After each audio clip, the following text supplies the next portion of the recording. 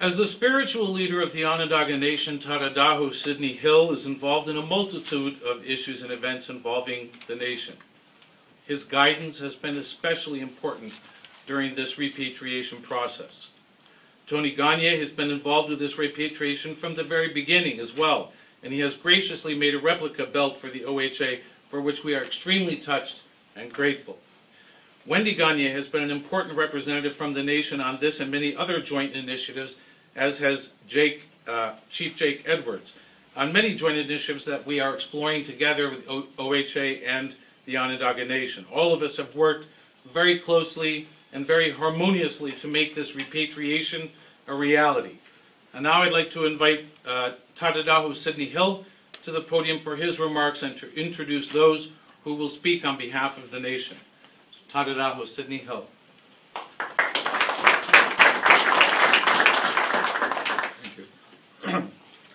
There's so many issues that I want to discuss about this whole event. Talking about patience and doing the right thing. It's pretty much unprecedented right now as to someone coming back. And since the NAGPRA law goes into effect, and only affects those with federal, if there's federal funding involved. So for Greg to offer this and to do the things that he did when he found out what was down here in this building here. So I'd like to really thank Greg for his initiative and his leadership for doing the right thing.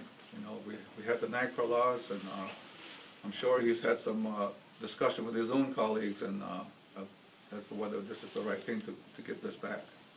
So we really appreciate what your leadership we've gone with this. I'd like to thank the mayor and the county exec for your words. And I think what this means to us, you know, is we've taken care of the remains in our own way and taken back some of the masks and put them back into use, into the society for what their purpose was. And those are our own way of doing things. But we're glad to share today with this exchange of the belts and the replica. We have here, we brought some of the belts we got back in the 80s, the high walker belt and what we call the great fan belt.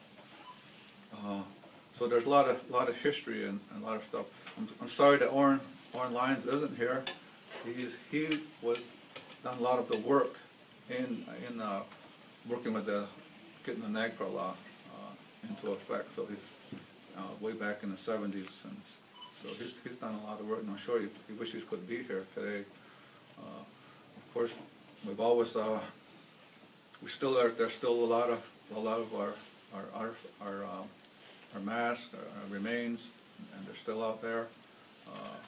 We see them being some of our belts being auctioned on some of the internet, and our people just don't understand some of that sometimes, or that's our sacred objects, and they're treated as objects, or our sacred possessions, you know, that we've passed down from our people to the next generations.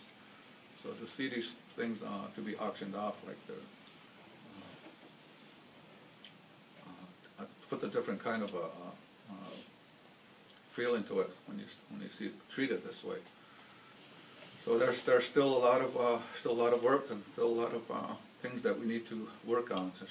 Maybe the law, or just maybe this will get to more people in the community who have those private collections. People have come back and have had masks that return to our people, and we return them to the society, that medicine society, and continue to do the work. So as you know, the belts over here, two of the many belts that we got back, that we share with the people and we use these when we have Grand Council. We're still using them. We still use wampum belts and the strings. We send messages with them. We send our words with them. So they're alive, they're still going, and we're still here, trying to keep it going for the next generations, which is our job as leaders. So at this time, I'd like to introduce Jake, and see if Jake Edwards, to see if he has a few words to offer. So, thank you. Thanks.